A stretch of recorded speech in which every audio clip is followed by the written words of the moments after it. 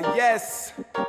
When you wake up and you feel like you need a little up, when you're down and out and you need to get a little higher, if you feel like you need a blessing and you feel a little high today, welcome to the church of Cali High, Cali High, Cali High.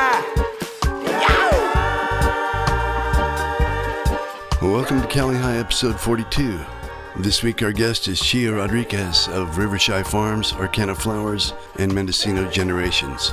Chiah and her husband Jamie have been growing cannabis together for 23 years, and we talk about what it is to farm sustainably off the grid on a ridgetop up in Mendocino. Chiah talks about getting their latest well drilled and the ins and outs of water rights, as well as strains grown, pests to deal with, and best farming practices. She is also starring in the upcoming documentary Ladybuds about 6 women in the cannabis industry. The movie follows them from before Prop 64 to the present, with all the ups and downs licensing brought for them. Stay tuned for an enlightening interview.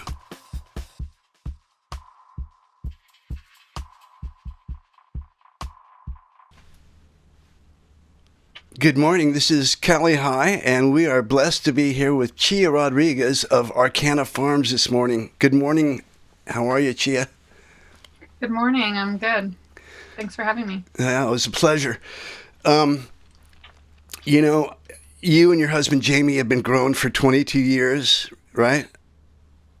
I think this is our 23rd cultivation season together. Wow, that's amazing. So you both had cultivator fathers and grew up in Mendocino on the farms. So can you tell us? Yeah, totally. It's slightly complicated, but so basically, we live on an intentional community currently, and my husband's father and my father were both original owners in that community back in the 70s. And so back in those days, you know, they were guerrilla growers, really. Like, they didn't put anything out in the open sun. They hid everything, and you didn't have to grow that much in those days because the prices were so high. Yeah, 3,500 pounds, maybe even more. Yeah, I wouldn't. Yeah, right. Up to 5,000. Up to $5,000 if it was like the cone, right? Yeah. Yeah, and so, you know, they didn't have what I would call like a farm. They had just like a few plants here and there, you know. So a little bit different than these days. Pioneers. But yeah, that's how we got here. Yeah. We bought the land next door to my father-in-law and started cultivating here in 2001 when my older son was born. Mm-hmm. Wow, that's quite a story. So now that's Arcanna Farms, right? And then who is Mendocino? Well, our farm is actually called River Txai Farms. River Txai Farms. That's our oldest son's for middle names, and then our Arcanna Flowers is the brand that comes from that farm. The intention with the brand is that maybe eventually, if the brand grows big enough, we would put our genetics that other farmers that we know will grow of our proprietary strains and put those in that brand as well. Mendocino Generations is the farm alliance that we started in 2015. And that has a group that's about 50 farms or so around Mendocino County. And wow, not all those that's farmers, a big list. Yeah, and not all those farmers are like legacy cultivators like us. Yeah. A lot of those are, you know, maybe within the last handful to 10 years they've been cultivating. But for the most part, they're legacy farmers who've been around Mendocino County for a long time, multi-generational. Yeah, and so are you still growing some of the original cultivars, and what are they? Well, I could tell you right now on my farm specifically, we grew about 2,000 different strains and cultivars. Wow. Maybe I should send you some seeds, somebody that will actually grow them. Yeah, well, so my husband's a breeder, so he loves to play around and try to find that, you know, that magical unicorn, and who knows how many We're all seeds searching you have to make to find that, right? Yeah. Yeah. So we do a lot of breeding with our own strains, crossing them with other people's stuff. We even brought in some generic Blue Dream this year so we could do some crosses with that, because a lot of our original strains that we work with here specifically was Blue Dream. That was something that used to go around in the, you know, late 90s that we kind of got our hands on. I love Blue and Romulan. Yeah, Romulan is like something you don't really see anymore. straight up. Like it used to be the thing, and now you don't really see it, but that is in a lot of our genetics as well. Is Romulan related to Trainwreck or Sour Diesel or something like that? Oh gosh, I don't really know my. I remember the name. Yeah, I have a map down in the in the shop like that has that on it, but I don't remember it off the top of my head. Maybe if you could take a picture, we'll insert it like right here or something. Yeah, I'm sure you could find something on the internet that definitely shows that, but it's tricky because people can call things anything they want. It's really you don't inconsistent. Really know what you're getting. Yeah. But we also use a lot of True Kush and sort of like Afghani lineage in a lot of our stuff, and so we have a variety of things. We have in the Arcanna brand specifically, we do some proprietary strains in there that things you would never find anywhere else. They're obviously very unique things that my husband has made that do very well in the terroir, in the appellation that we're in. Yeah. We get so much sun here, and we have not really much fog, but we get a ton of wind, and we do tend to get botrytis and other things like that. So we try to grow strains that aren't susceptible to those things. Really. It seems like the Afghani might breed in some hardiness to the strains. At least that's what's my experience. Yeah. Those genetics, they're kind of brittle. Like the branches break real easy, the buds snap off real easily, but the buds are really dense, so you have to watch them, especially in the full season ones. Because they will get some bud rot. If any kind of fog comes in towards the late season, you gotta be out there with your fans and blowing them. Yeah, and these days we have to worry about ash. Oh, that's horrible. Yeah. Yeah, and so we have a system that we use. We're actually doing that today, but not because of ash. We had some little aphid infestation in a little area, and you too? Oh my God. I had to. Everyone. Yeah. The pest pressure is super steep. Yes. I say that a lot, and people go, "What do you mean by pest pressure?" Well, pests, the pressure, on the plants and on the farm, and to us, ultimately, from the pest comes when the conditions are very extreme. So when the grass is super dry, when you don't have enough water, maybe your plants have some immune system issues where they're more susceptible. So we definitely seen where we have aphids, as you can see behind me, there's light depth boxes there. They're all in a row. This is just a small section of the farm, of course, but some of these boxes have aphids real bad right next to some strains that don't have a single one on them. So it's very interesting to see how the plants are, susceptible and how they respond to that. And maybe it's certain terpenes that the aphids don't like, and they like other ones. I've noticed that for sure. You'll have one plant right next to the other where this one will be covered and the next one has a handful. Yeah. So I'm assuming that it's and those are in beds that are more seed starts where the variation is broad. When you look at clones, typically that if one's going to get it, they'll all get it. Yeah. I had one plant that had aphids on it. I've sequestered it out of my hoop house for 4 days now. And do you know Jesse from Sticky Fields? Yeah, he recommended I just high power hose it. Yeah, it'll do it. Yeah. It depends. So like my stuff that I'm harvesting today is it's harvest time for them. So blasting them with a lot of water isn't always the thing that you want to do. But what I've discovered is we do a simple bath. So we de-leaf it. We put all those leaves in a plastic bag, leave them in the sun, and just suffocate those little guys. Yeah. And we don't want to put that back in our compost. You don't want to reinfect yourself. No. And so, so then we just do a simple rinse with a H2O2 in water, and we just swish them around in there, and then hang them to dry in front of a fan. Is that peroxide? H2O2 is peroxide? Correct. So we use a super concentrated. It's 30%. So you just put I put 200 mils in 15 gallons of water, and that's pretty mild, but it's enough to kill the bugs. They will just die pretty much instantly from that. Yeah, it doesn't harm the plants. No. Yeah. No, not at all. Yeah. I worry about washing trichomes off, but you'd have to have super cold water for that. And I don't. Yeah. Well, that's interesting. I hope that all the pests die off quickly on your farm, and may your farm always be green. Thank you. You're welcome. So, what is, I was looking on your website, and I found this little term here: Dragonfly Earth Medicine Certified Pure Certified Permaculture Farm. Yeah, so I don't have that certification on my farm, but in Mendocino Generations, we have maybe a handful of people, maybe like 7 farms that have that certification in our group. And basically, Dragonfly Earth Medicine certification is a biodynamic, permaculture certification.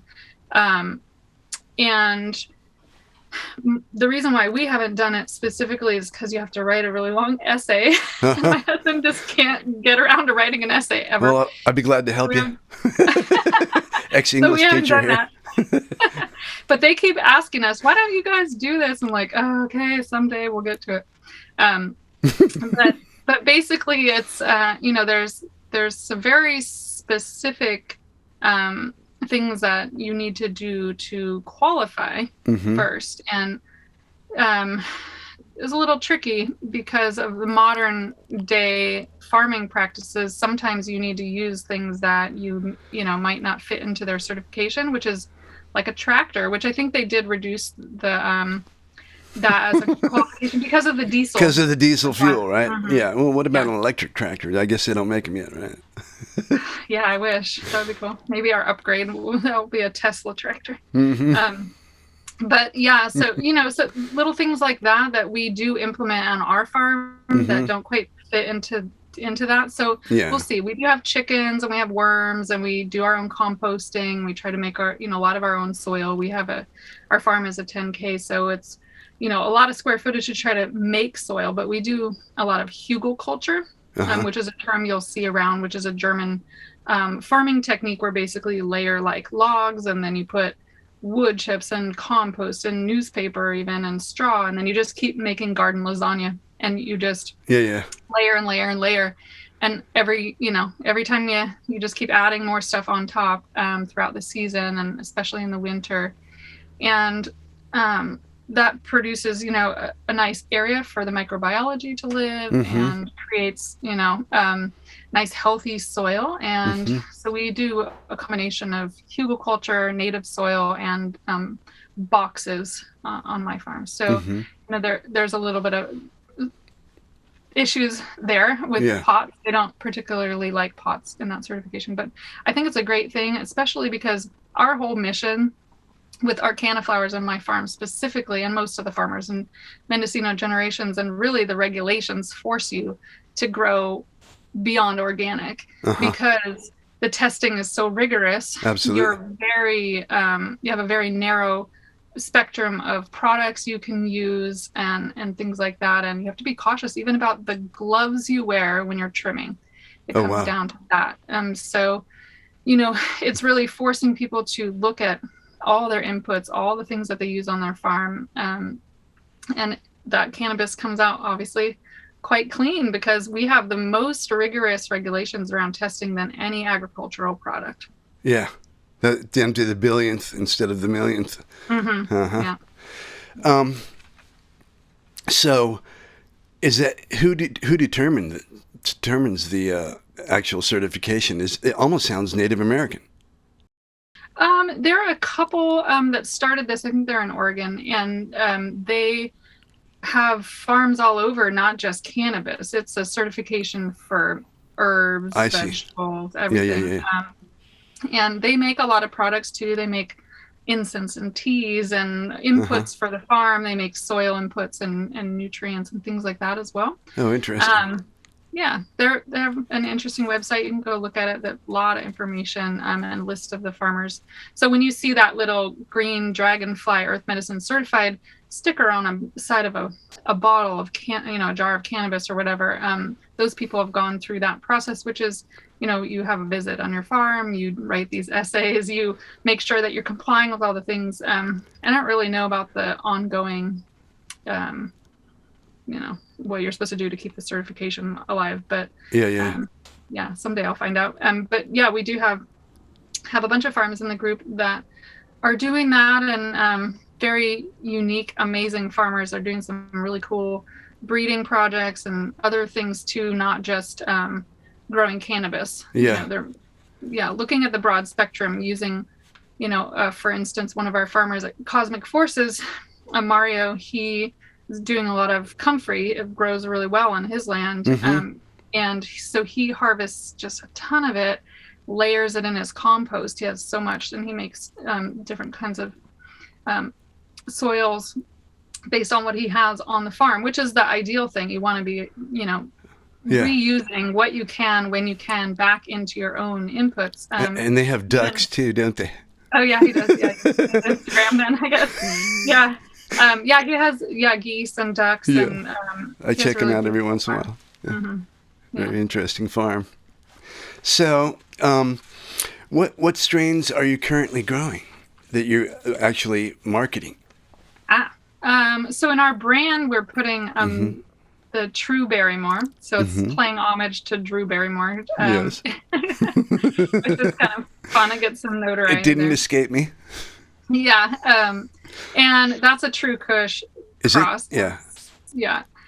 It's a super strong indica, but it presents really fun and bubbly. So hence like the Drew Barrymore piece, because it's like you get your, it's really strong, but at the same time it's energizing in the way that it makes you kind of want to go on a hike or do yoga. Be creative, do something, get on a bike. Yeah. And then Lemon Fire OG is one of our standards. We're playing with some crosses with that this year, actually. That'll be kind of interesting to see what happens there. Super sativa effects. It's like a nice all-day strain. The Jedi Knights, which is one of our gassier OGs, and that one's really fun. That's like a 50-50 hybrid. We have like the True Rider. We have what's True Rider? True Rider. Well, that's my younger son's name. So my farm is named after my older son. So my younger son was like, "What about me?" So we named a strain after him. And your older son is named River. River. Okay. River, and his middle name is Chiah. And so so the True Rider, that one's really great for pain. A lot of people with chronic pain have been commenting that's helping them a lot, which is great. And then we have, what else? Let's see, OP, which is the Orange Penelope. That's a new strain that we're doing a small batch of this season. Sounds interesting. That's a 1-to-1. It smells like oranges, like orange creamsicles. 1-to-1 CBD and THC in the plant itself. Yeah. So that'll be that's a nice one. Just because it has a lot of CBD doesn't mean it doesn't have a lot of THC. Yeah. It's like, I think it was like a 14% THC to 11 point something percent CBD. And every season it tests slightly different, but the last season that's what it was. And so that we're hoping will come out pretty close to a 1-to-1 this season. Put that in some jars and see. I like that one. It's a really nice one. I like that mixture. Yeah, and then the pineapple cheesecake, which is a nice standard that everybody's really loving in our packaging right now. We get a lot of feedback on that. The flavor and the smell is super pineapple-y. Yeah. I just grew some pineapple upside down cake from Nat nice. Pennington, and one of them budded early, so I've already harvested it, as you can see right here. Oh, I didn't even realize what that was. I'm freaking little backyard grower, whatever. Nice. Yeah, the pineapple's a popular one. It sure is. Strong too, right? Yeah. Yeah. Oh, yeah. It's one of those, like, for me, I'm kind of a heavy hitter these days because of back injuries. I found that I kind of need to go stronger. Yeah. And that one sometimes gets me so much where I can't like speak or move. I just lay there like, I'm gonna have to check that out. Let it do its work, But yeah, and plus a lot of other things we have here. So we're all about variety, but at the same time, we have to keep production in mind, because as small farmers, we're really up against these big guys who have lots of money and it's not lots fair. of lots of marketing capabilities and things that I just can't keep up with. And so, you need to be relevant. You got to put out something new, but at the same time, it's that's always posing challenges for the farm, because when you grow something new, it's like you're not really familiar with that. One, you don't really know what it needs or how it's going to react or whatever. And so takes a little time to get the reputation out. Yeah, well, yeah, and just to learn about the particularities of that cultivar, because some of them want more water, less water. They want certain nutrients and not others, or they react adversely to light deprivating them, or you just never know. Yeah. Do it. What actually brought my attention to you was that I was cruising on Instagram and I saw that you had put in a new well, and yes, and that was just, I was like, oh well, wow. Water. And so water is life. We wouldn't be here if it wasn't for that. Exactly. So how was that? And tell us about it. Sure. Well, as everybody knows, we're in a drought here in California and beyond. And the whole state is literally on fire right now. It's really smoky here today. But so we live on a top of a ridge where notoriously there is not a lot of water. Right. So in order to cultivate cannabis in the state of California under the water board regulations, you can't use spring water. You have to capture your own water, but the state officially owns your water no matter what. So it's tricky because they just sent out letters to everybody saying basically like, you can't use your household spring for your household, which is like, okay, so how are we supposed to live, What? Basically they're saying like they own the water rights to all the water that's on your land. And that's just kind of the posturing, because it's the water is scarce and they're worried that people are draining the aquifers and all that, right? And so, but at the same time, they're issuing a crap ton of licenses to new cultivation sites. Yeah. Well, the left hand isn't really looking at the right hand there, I don't think, No. Yeah. No. So there's some contradiction in that itself. And then also, it's so complicated anyways. But, basically we have a couple catchment ponds and we have permits for those, and we work with the water board on that whole scene. And that water, if it doesn't rain, we don't fill up our catchment ponds. So the last 2 seasons, it did not rain enough to fill up those ponds. No. So we can't really get water delivered here, besides the fact that it's controversial. It's a challenge because every time you get water delivered, it's different. You don't know the pH. You don't know really what's in it. Right. It could have bleach in it. Yeah. There's all kinds of problems with getting water delivery. So that's kind of off the list for us. Plus, we live on a super steep ridge where you cannot get up here without four-wheel drive. And we had big trucks like that, even like propane trucks, after they deliver the propane, they can't get out because it's so steep, because our truck is so light compared to the size of the truck, right? So that's an issue for people that live on very steep areas like us. So getting water delivered is kind of like off the table. So we were scrambling. Like last season, we drilled 2 wells. We had a tiny bit of water. Not enough to use, basically. And then we had a geological survey done where they do these soundings. They basically like ultrasound the ground for water. Yeah, but it makes a big like loud noise. It's some kind of like dynamite. Thud. I don't really know. Yeah. And so that sends back some kind of like signal to their computer that says this is how deep and how much water, yada yada. Like sonar almost on land. Yeah, so we had that done last year, and the guy found 3 spots.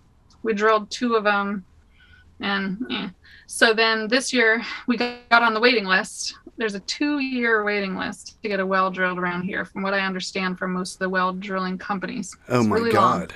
Right. So it's like you can't obviously have an urgent need, but we've been on the waiting list since last September, when the waiting list was only 6 months or so. So they just came a couple weeks ago and drilled. We got 2 permits for 2 wells. We drilled 1. We hit 7 gallons a minute, which is better than than we hit anything last year, about 20 feet away from the one we tried that we didn't get much. Right. And then we went to another spot where my husband was like, basically everybody's been telling us, your house is on a rock. I bet you there's water under there. So drill as close to the house as you can. So we did one of those last season. We only got about 2 gallons a minute. So that was obviously not very good. And then, so my husband just says, how about here? So he wasn't here that day. The well rig came. I said, this is where we want to drill. And he goes, well, it's too steep. I can't do that. How about we just move forward 10 feet? And so I just grabbed the flag and I plunked it in the ground. I said, I guess it's good as any spot. Just do it right here. And we hit 25 gallons a minute right there. That's freaking great. Congratulations. I'm like, maybe I need a new career. Maybe I should go like find water for people. Just you get a stick with like a little V on the end and water divining. Well, they have, water witchers, it's very sensitive. We have some rods. I'm holding my hands like this because you hold the little rod like real gently in your hands, and they just kind of go, and then they'll cross, and that's like, okay, so there must be something here. And then you ask the rods questions. Literally, you say, is the water feet down? And they'll stay straight. And then you say, is water 100 down? And they're like, it's insane. It's really cool to see that, you can be so like intuitive and connect with this piece of metal.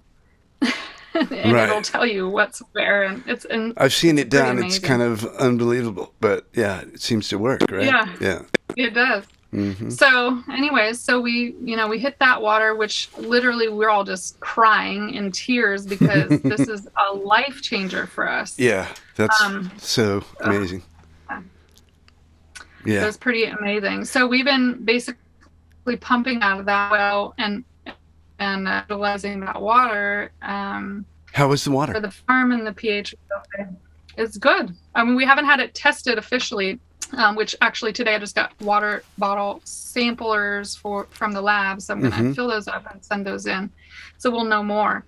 The first well we ever drilled when we moved to this land was really high in iron. And so like our toilet, our bathtub, everything was just rusted red from the iron, and it wasn't usable.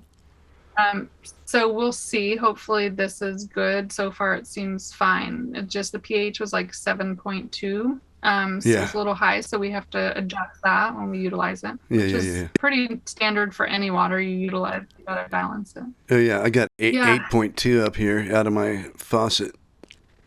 So. Oh. At first I wasn't pHing, and then I thought, well, maybe I better do something about this. Yeah. Anyway. Yeah. So. Yeah, it's a touchy issue because some plants don't react to the pH problems, and some plants some plants freak out completely.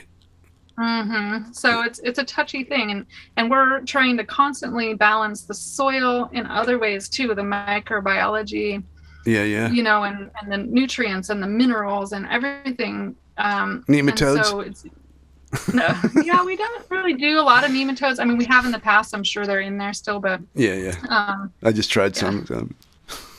Oh yeah. Little box of nematodes, spread it around. What the hell? Yeah, it goes pretty far. We do a lot of IPM here, integrated pest management, in a lot of ways. I don't think you can see in the photo behind me, but we put a lot of sticky traps everywhere, yellow and blue little sticky traps. They catch certain things like thrips or Japanese cucumber beetles. We always have a slew of those in a certain time of the year, and they eat the leaves a lot, lots of little holes. So, we're always doing things to try to mitigate the pests, which is adding good bugs. Yeah. Too. I was trying to get ladybugs, but they only had nematodes. So. Yeah, ladybugs are controversial from what I understand. They can actually bring other disease. Yeah. And they do carry a pest on their bodies that they can bring and introduce. So you could be introducing something you don't want on top of that. But we have a lot of native ladybugs here. And they're going after those aphids pretty hard right now. That's good. So they're helping out. But yeah. We could talk about pests all day. Oh yeah. I was just wondering, if you'd ever experienced the moths that lay the eggs that turn into caterpillars that eat the buds from the inside out. Yes, Yeah. we have had those in the past. Mm-hmm. We do some wasps. That's part of our IPM, special wasps that sting them, and we don't have too much issues. That's cool. But the caterpillars are a problem because they burrow and eat through the buds, and then they shit as they're going. Yeah, then you open up, the bud falls apart, and there's just a bunch of caterpillar shit there, and yes, it's gross. It's freaking gross. It's heartbreaking, and it's just disgusting. Before we really knew what was going on, the first time we ever had them, my husband was in like a total panic. Like, what is going on? What is this? And then we lost a lot. I would say we lost, maybe like 10 pounds of good, thick buds. Yeah, I lost half my crop last year, and I have a small crop, so it was like, wow. And it was because I didn't cover my hoop house. The previous cover was black, and it was like a 70% cover, so I couldn't use it in the day. And so I had to put it up every night, and then it got dirty the year before, and I never cleaned it. So I just thought, okay, we'll just take a chance, but never again. I got a white 20%. Yeah, it's a 20% UV shade for the hoop house, and I leave it on. Yeah. Well, it's tricky here. Like, we're in the sun, so it's harder to control what's coming at you. We have plants around the edge of our farm that are more by the grassy fields, and they have problems with leaf hoppers, which are like little tiny grasshoppers that eat. Oh, yeah. I had one year, I had a problem with them. But I realized... It just depends on where the plants are in the farm and what pests you're going to get. But you kind of have to consider, if you have them in one spot, you have them everywhere, and that's the rule we kind of live by, Yeah. This is going to sound stupid, but I realized that they liked the outdoor TV screen when I was watching the Dodger game, and so all of a sudden there'd be like 50 freaking leaf hoppers on the screen. I'm like, okay, cool. You're out there. Yeah. Just, okay, see you guys later. But I haven't had a problem with them this year, thank God. So. Alrighty, let me see. What were some of the original? Let me just say last thing about the caterpillars. Your parents did not have a problem with caterpillars, so they're new to the fields as of the last 20 years, maybe. Yeah, like I swear we never had things like russet mites. Obviously, the bang aphid, which is this like cannabis aphid. We never had that. We never had problems with these weird flies that are like their larvae are an issue. Thrips we had, of course, because they live everywhere in the grass. And spider mites have always kind of been a thing, but we never really had issues with, root aphids or russet mites and all these things that, Caltrans uses russet mites to control the star thistle. Can you believe that? So they're spreading them intentionally. Oh my God. So then everybody's getting them, of course. And then if you buy, a plant at a nursery, like just a tomato plant, you're susceptible to be bringing home root aphids, for Christ's sake. We've had a problem with that. So it's just kind of, Yeah. And I don't think global warming has done anything to alleviate the pest problem. As a matter of fact, it's exacerbated it. No, exactly. It's kind of like just all these factors sort of together between climate change, the increase of people, with nurseries and clone nurseries that are producing and having a hard time with their own, pests, and then they're spreading them around. Yeah, the more cannabis growers, the more pests have a chance to evolve into a cannabis pest, if they weren't before. And I think that's what... And they're smarter than us. And it's not just the pests. As we're seeing with the coronavirus, right? It's like that disease is getting smarter than we are.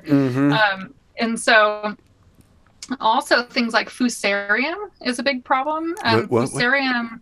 Fusarium. What is that? It's a bacteria that grows in the ground, in the soil, and you can get it from certain kinds of plants, like from the nursery. Sometimes they say the tomatoes, I think, carry it. Other things like vegetables from the nursery can come with that. And so that's something that you may have seen people on these like grower forums and social media talking about, where their plant literally dies like overnight. It just turns brown and dies. Oh, wow. The branches are like popping out of the main stem. They're just like, it's kind of like some kind of strange alien inhabitation. Yeah, if you scrape if you like scrape the stalk, it's like brown in there. And so it kind of starts from the soil. So it goes from the bottom up. And we lost a bunch of plants literally in a day. They went from fine to like dead. Oh my God. And so we scrambled really hard to figure out the problem. And it started in like a certain area, and then it kind of like grew from there. So you got to get on it with certain things where you treat the entire farm, all the water, everything with a different bacteria that kind of deals with that bacteria. Yeah. And so that's been a really, really big problem for a lot of people. And it's one of those things like, you're way out in the hills. You realize you have a problem. It's too late. You run to the store to buy everything that you can think of. And by the time you get, it's like takes people, like an hour. You waste your money. Half of the money gets wasted. Yeah, so that's been a big problem for people. Yeah, definitely. Yeah, I did that the other day with aphids, and yeah, you buy everything under the sun. We've been doing that with voles. We had a really big problem with voles and mice this year because of the water. They don't have sources of water, so it's almost like it's hard to know, should I put out bowls and buckets of water everywhere to feed them water, or is that inviting more, or is that just making them have a place to go instead of chewing your stems, so well, we're doing all of the above. Down here in LA, I had a similar problem where it was, do I feed the squirrels cat food or do I let them take my peaches? Yeah, exactly. So yep. What were some of the original strains like that your dad's grew that maybe we haven't talked about? That's interesting because my dad is 83. His memory shout out to Dad. His memory is not all there. It's funny because he asked, he has his little like mini garden. Him and my brother have their 6 plants apiece kind of thing. And my dad's out there overwatering like crazy and asking me, can't remember when he watered. Plants? Yeah. And I'm like, you're watering them too much, man. And he's like, well, I never had this problem back in the day. I'm like, well, probably because, maybe your short-term memory was better smoking all that weed back then anyway. And then you're 83, so come on. But yeah, have them write it down, the watering schedule. Yeah, I don't know. Him and my brother, neither of them these days have much of a green thumb. I hope they don't listen to this. But it's interesting. Like, I try to ask him these things, like, what were you growing? He's like, I don't know. People just give me plants. So yeah. I have no idea what they were cultivating back in the day. He got some strains from his travels around the world. He brought some seeds back, things like that. People are always sharing genetics. Thailand, giving you Colombia, seeds and things. Mexico. Yeah. So he would just kind of grow whatever came through and, it all worked out. Yeah. So I don't know too much, but I do, back around here is a lot of Afghani Kushes, a lot of like I was saying, the Romulan was a big thing. Blue Dream was a big thing. So, that was more like the late 90s. I couldn't really speak for like back in the 70s and 80s what they were up to, but I'm sure it was more like these landrace strains that Yeah. When I was a kid and I started smoking when I was 12, that was about 1969 or something. Maybe I was 69. 12 going on 13. It was like we had Mexican, Great Oaxacan. We had great hash from Afghanistan, Nepal, Lebanon. Morocco was not that great, but anyway, there was great landrace stuff coming in. You didn't have people growing stuff until like the late 70s or 80s when it started, Colombian. When production really started. I know that it's kind of like around here, we attribute clone production to the Reagan era a lot, because the war on drugs forced people to hide inside, start cultivating inside, right? And so then you have a lot of, at that point, people figured out, okay, well, seed starts growing inside are kind of not the thing. So they started cloning and figuring out that how that worked, because trying to grow some random seed start under lights is just going to be a disaster. So, so that kind of started the whole cloning side of things in the indoor scene. And a lot of people did that. And, you hear all kinds of stories and read there's some cool new books out there people are putting out about, they were sort of foundational in this industry. And that's how they started inside. And then they had to learn to go outside when it was more Prop 215 era. Yeah. The first domestic seed I ever grew was a big Sir Holyweed seed. I grew it down here in a canyon in Bel Air, like a undeveloped canyon on the other side of the 405, just between the 405 and some great rich houses in the Bel Air Country Club. But little did they know it was in their backyard. Little did they know. Gaspar de Portola had hiked up that canyon in 1769 with a group of Chumash Indians on the way to the spring at Balboa and Ventura here in the San Fernando Valley. But anyway, it was a great canyon, still is. But Big Sur Holyweed. And cool. before that, what is that like? I've never even heard. That was psychedelic. And believe it or not, there are some like descendants of the Big Sur Holyweed. Do you know Santa Cruz Cattle Farms by any chance? I'm not familiar with them, but I have seen their social media. Yeah, they got a 2-acre greenhouse that used to be for roses, and that lets out the humidity, when it gets too high. So, right. But they had a descendant of the Big Sur Holyweed when I went up to interview them, and we talked about that. That's interesting, but it was very psychedelic, very strong. Supposedly it was grown by I'm putting two and nuns. two together now. So Big Sur as in the location. Yeah. You're saying like a big guy, Big Sur. Oh yeah. SUR. Okay. So anyway, and then so the last thing I hear that we talked about it a little bit, but Mendocino is going to be classified as its own appellation, right? And there's that Origins project happening at a little higher level than just the county. The Origins project is for California. I think it probably will eventually branch out into helping other states. I think they are doing some consultations with that. But the Origins Council is where the appellation piece comes in, and so. And are they? Who is the Origins Council? The Origins Council is made up of a variety of. Honestly, I think it's like 3 folks really that are running that organization. But Janine Coleman is a local from Mendocino County, and so she's on the forefront of working with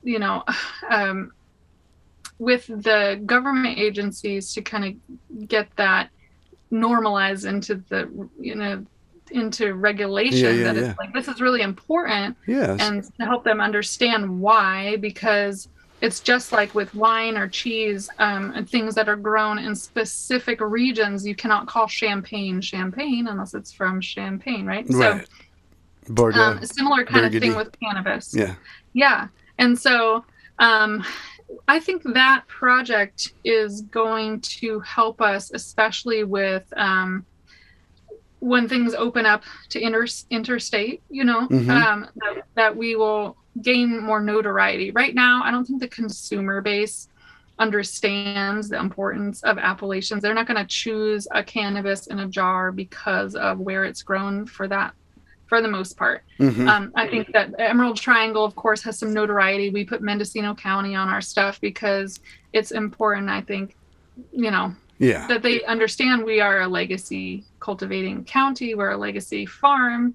But I think in the long run, that's going to help us even more. And there's some stipulations, like with the appellation, then you might, I think what I heard yesterday actually is interesting about distributors. So you'll only be able to get your weed trimmed and packaged in the same county possibly within a small area, little bit of a larger area. Yeah.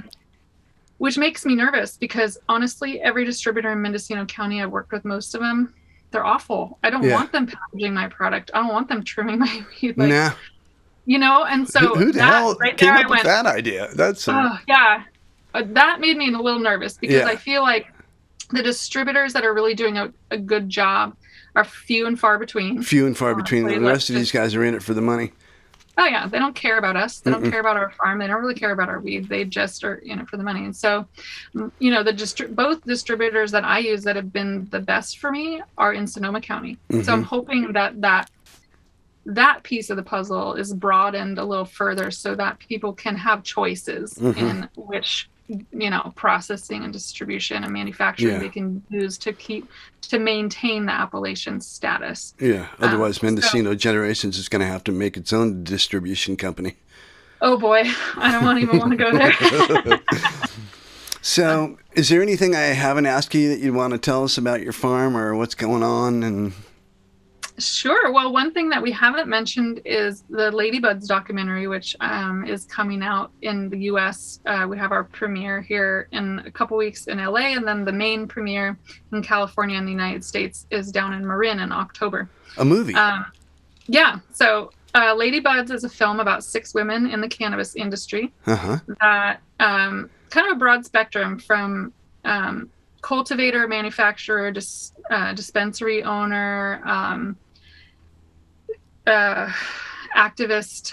So, there's 5 stories, 6 women, and she follows them through pre-regulation, through Prop 64, the passing of Prop 64, and then implementing those regulations. And there's a lot of ups and downs. It's pretty emotional. There's a lot of trippy, it's heartbreaking at certain times. Storylines, very tear-jerking for sure, and just makes you want to defend small people because and people who are not getting equal rights and opportunities, especially women, and so that's a big issue on the table. It's a great film. When is it coming out? So it premiered in Canada in April, and then it was geo-blocked there, so nobody down here could watch it except for us who are in it. Got to see it, but now they're releasing it into in the United States in October will be the official premiere. Oh wow! And so everybody will be able to watch it then. That's cool. Yeah. Well, I'll be looking forward to that. Yeah. So check it out. They have social media, of course. Ladybuds movie. How cool! Ladybugs. Buds. As Ladybuds. Okay, B-U-D-S. All right. Yeah. S-U-R B-U-D-S. That's right. If you go somewhere and they don't have our stuff, please ask them. It's always nice for the dispensaries to get feedback about what the consumers want. The consumers speak loud. Your words, help us small people. If you say, I really want small farms, I want to support, that, then that helps us out. It helps all the small farmers. I don't really believe in competition, so it's kind of like we're all here to help each other. Yeah. And that's how I live, and that's why we live in a small community. We appreciate that kind of vibe and people helping each other out. So, yeah, the more small farmers, the merrier. Absolutely. Yeah. So, well, it's been great talking to you, Chiah, and thank you for coming on Cali High this morning. Yeah, thanks so much. I really enjoyed it, and thank you for putting it out there. I can't wait to listen to the episode. No problem. All right, and we'll be looking for that movie release. Yeah, do. Okay. Check out their social media for sure. All righty, well, have a great day, and we'll be talking soon. Me just link the highest high grade of the ganja, and it legal now. Me drive cause the Babylon car and them can't do a damn thing, cause it legal now. High grade we are blessed freely. You don't see me eyes red. Yo, because me just link the highest high grade hybrid of the ganja, and it legal now. Just a decade ago, not legal now. You have to make 10 calls just to link some eye job. Nowadays me have the ganja app on my phone. Just the deliver me a pound of home ground. Any type of herb where you want, you can't get it, no trouble. Blaze it in the street, police now give you no trouble. UPS and FedEx up here, weed them a smuggle. Every type of herb them a juggle. And look, you know me just link the highest high grade of the ganja, and it legal now. Hold a spliff in front of Babylon car, and them can't do a damn thing, cause it legal now. High grade we a blaze it freely. You don't see me eyes red. Yo, because me just link the highest high grade hybrid of the ganja, and it legal now. How long did them know say it healthy? It cure the poor, middle class, even the wealthy. Look how much you'd get locked up, jail time fear when people use a medicine for over centuries. Yet yo, there's so many ways to use it.